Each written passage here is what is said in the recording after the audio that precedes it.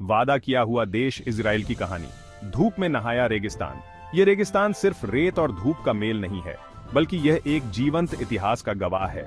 यहाँ की हर रेत की कण में एक कहानी छुपी है, एक संघर्ष की, एक उम्मीद की। दूर तक फैला हुआ रेतीला मैदान। ये मैदान सिर्फ एक भूगोलिक संरचना नहीं है, बल्कि यह एक प्रतीक है उस संघर्ष का जो सदियों से यहाँ के लोगों ने झेला है। यहाँ की हर रेत की कण में एक इतिहास छुपा है, एक संघर्ष की गाथा। ये है इजराइल की धरती, एक बहुत पुरानी जगह। यहाँ की हर चट्टान, हर पेड़, हर नदी एक कहानी कहती है। ये धरती उन लोगों की है जिन्होंने अपने खून और पसीने से इसे सींचा है। ये धरती उन वीरों की है जिन्होंने अपने प्राणों की आहुति दी है। इतिहास और धर्म से भरी हुई यहूदियों का घर। ये वह जगह है जहाँ यहूदी धर्म का जन्म हुआ, जहाँ उनके पैगंबरों ने अपने संदेश दिए। ये वह जगह है जहाँ यहूदी धर्म के अनुयायियों ने अपने धर्म और संस्कृति को जीवित रखा। हजारों सालों से यहाँ लड़ाइयाँ होती रही हैं। ये लड़ाइयाँ सिर्फ भूमि के लिए नहीं, बल्कि अस्तित्व के लिए थी। ये लड़ाइयाँ सिर्फ तलवारों और तीरों की नहीं, बल्कि विचारों और विश्वासों की थी। बहादुरी और कुर्बानी की कहानियाँ यहाँ की हवा में गूंजती हैं। ये कहानियाँ सिर्फ वीरता की नहीं, बल्कि मानवता की भी है। ये कहानियाँ हमें सिखाती हैं कि कैसे कठिनाइयों का सामना करना है, कैसे अपने आदर्शों के लिए लड़ना है। आज हम इजराइल के इन संघर्षों को समझेंगे। ये संघर्ष सिर्फ भौतिक नहीं, बल्कि मानसिक और आध्यात्मिक भी है। ये संघर्ष हमें सिखाते हैं कि कैसे अपने अस्तित्व को बनाए रखना है, कैसे अपने अधिकारों के लिए लड़ना है। उन लड़ाइयों को जानेंगे जिन्होंने इस देश को बनाया है। ये लड़ाइयाँ सिर्फ इतिहास की घटनाएं नहीं, बल्कि हमारे वर्तमान और भविष्य को भी प्रभावित करती हैं। ये लड़ाइयाँ हमें सिखाती हैं कि कैसे एक राष्ट्र का निर्माण होता है, कैसे एक समाज का विकास होता है। बाइबल के जमाने से लेकर आज के मॉडर्न टाइम तक ये यात्रा सिर्फ समय की नहीं, बल्कि विचारों और विश्वासों की भी है। ये यात्रा हमें सिखाती है कि कैसे समय के साथ बदलते हुए भी अपने मूल्यों को बनाए रखना है। ये कहानी है जिंदा रहने की लड़ाई की। ये लड़ाई सिर्फ भौतिक नहीं, बल्कि मानसिक और आध्यात्मिक भी है। ये लड़ाई हमें सिखाती है कि कैसे कठिनाइयों का सामना करना है, कैसे अपने अस्तित्व को बनाए रखना है। ये कहानी है कभी न हार मानने वाले साहस और हौसले की। ये साहस सिर्फ युद्ध के मैदान में नहीं, बल्कि जीवन के हर क्षेत्र में दिखता है। ये हौसला हमें सिखाता है कि कैसे हर परिस्थिति में अपने आदर्शों को बनाए रखना है, कैसे हर कठिनाई का सामना करना है। धार्मिक किताबों के युद्ध मूसा से लेकर दाऊद तक, यह एक ऐसी यात्रा है जो हमें प्राचीन काल के महान नायकों और उनके अद्वितीय कारनामों के माध्यम से ले जाती है।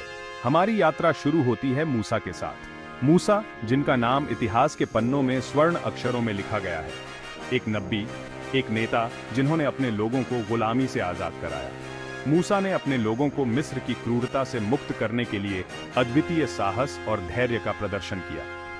मिस्र की सेना को ललकारा। उन्होंने अपने लोगों को एक नए भविष्य की ओर ले जाने का संकल्प लिया। लाल सागर को चीरकर रास्ता बनाया। यह एक चमत्कार था जिसने उनके अनुयायियों को विश्वास और आशा से भर दिया। यह कहानी पीढ़ी दर पीढ़ी चली आ रही है। मूसा की विरासत ने अनगिनत पीढ़ियों को प्रेरित किया है। फिर आते हैं यहोशू, एक योद्धा, एक रणनीतिकार जिन्होंने इजराइल को उसके वादा किए गए देश तक पहुंचाया। यहोशू ने अपने नेतृत्व और युद्ध कौशल से अपने लोगों को नई भूमि में स्थापित किया। जेरिको की दीवारें उनके आगे गिर गईं। यहोशू की विजय ने यह साबित कर दिया कि दृढ़ संकल्प और विश्वास से कुछ भी संभव है। उनकी जीत ने इजराइल के इतिहास में एक नए युग की शुरुआत की। यहोशू की कहानियां आज भी हमें साहस और नेतृत्व का पाठ पढ़ाती हैं। राजा डेविड, एक चरवाहे से राजा बने। डेविड की कहानी एक साधारण व्यक्ति की असाधारण यात्रा है। उन्होंने गोलियत को मारा। यह एक ऐसा क्षण था जिसने उन्हें एक महान योद्धा के रूप में स्थापित किया। यरूशलेम को जीता, इजराइल को एक ताकतवर देश बनाया। डेविड ने अपने नेतृत्व और साहस से इजराइल को एक मजबूत और समृद्ध राष्ट्र में बदल दिया। उनका नाम आज भी बहादुरी और नेतृत्व का प्रतीक है। डेविड की विरासत ने अनगिनत लोगों को प्रेरित किया है और उनकी कहानियां आज भी हमें सिखाती हैं कि सच्चा नेतृत्व क्या होता है। बड़े बड़े साम्राज्यों के साए में बेबीलोन से रोम तक, यह कहानी है उन साम्राज्यों की जिन्होंने इतिहास के पन्नों पर अपनी छाप छोड़ी। समय बीतता गया और इजराइल को ताकतवर साम्राज्यों का सामना करना पड़ा। हर एक साम्राज्य ने अपनी शक्ति और प्रभाव से इजराइल की भूमि को प्रभावित किया। बेबीलोनियों ने यरूशलेम को तबाह कर दिया। उनके आक्रमण ने शहर की दीवारों को गिरा दिया और मंदिर को नष्ट कर दिया। यहूदियों को देश निकाला दे दिया। बेबीलोन की कैद में उन्होंने अपनी पहचान और संस्कृति को जीवित रखा। फिर आए रोमन, उन्होंने दूसरा मंदिर गिरा दिया। रोमन साम्राज्य की शक्ति ने यहूदियों को एक बार फिर से उनकी भूमि से दूर कर दिया। यहूदियों को एक बार फिर से अपनी जमीन से भगा दिया। वे दुनिया के विभिन्न कोनों में बिखर गए, लेकिन उनकी आत्मा और पहचान अडिग रही। लेकिन इतनी मुश्किलों के बावजूद इजराइल की पहचान बनी रही। उनकी धार्मिक मान्यताएं, सांस्कृतिक परंपराएं और भाषा, ये सब जिंदा रहे। उनका धर्म, उनकी संस्कृति, उनकी भाषा, ये सब जिंदा रहे। उन्होंने अपने त्योहारों और परंपराओं को जीवित रखा, चाहे वे कहीं भी हों। पीढ़ी दर पीढ़ी उन्होंने वापस जाने का सपना देखा। उनकी प्रार्थनाओं में हमेशा अपनी भूमि पर लौटने की इच्छा रही, अपनी जमीन पर लौटने का सपना देखा। आज इजराइल की भूमि पर खड़े होकर वे अपने पूर्वजों के सपनों को साकार होते देखते हैं। आधुनिक युग की शुरुआत, एक देश का जन्म। 20वीं सदी में यहूदी लोगों का सपना सच हुआ। 1948 में इजराइल देश बना। डेविड बेन गुरियन ने आजादी का ऐलान किया। दुनिया भर के यहूदी अपनी खोई हुई मातृभूमि में लौटने लगे। लेकिन खुशी ज्यादा दिन नहीं टिकी। इजराइल के पड़ोसी देशों ने इस नए देश को नहीं अपनाया। उन्होंने युद्ध छेड़ दिया।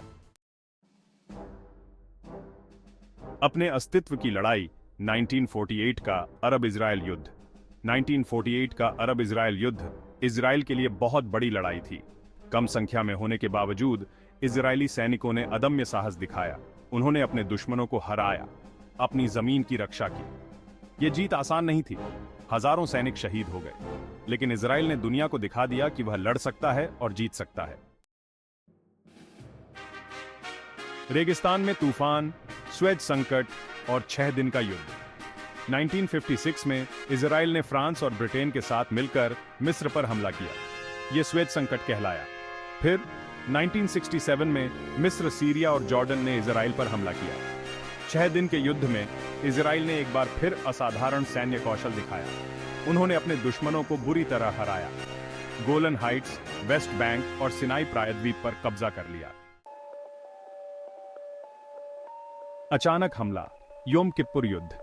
1973 में मिस्र और सीरिया ने योम किप्पुर, यहूदी धर्म के सबसे पवित्र दिन पर इजराइल पर हमला किया। शुरुआती नुकसान के बावजूद इजराइल ने जल्द ही खुद को संभाला। उन्होंने कड़ी मशक्कत से लड़ाई लड़ी और आखिरकार अपने दुश्मनों को पीछे धकेल दिया। योम किप्पुर युद्ध ने इजराइल को युद्ध की भयावहता और शांति की जरूरत का सख्त सबक सिखाया।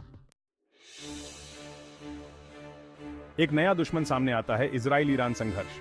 हाल के दशकों में ईरान इजराइल के अस्तित्व के लिए सबसे बड़े खतरों में से एक के रूप में उभरा है। ईरान के नेताओं ने बार बार इजराइल को खत्म करने की धमकी दी है। ईरान अपने परमाणु कार्यक्रम के जरिए इजराइल और पूरी दुनिया के लिए एक गंभीर खतरा पैदा करता है। इजराइल ने साफ कर दिया है कि वह खुद को बर्बाद नहीं होने देगा। साइबर युद्ध के मोर्चे, अदृश्य युद्ध क्षेत्र।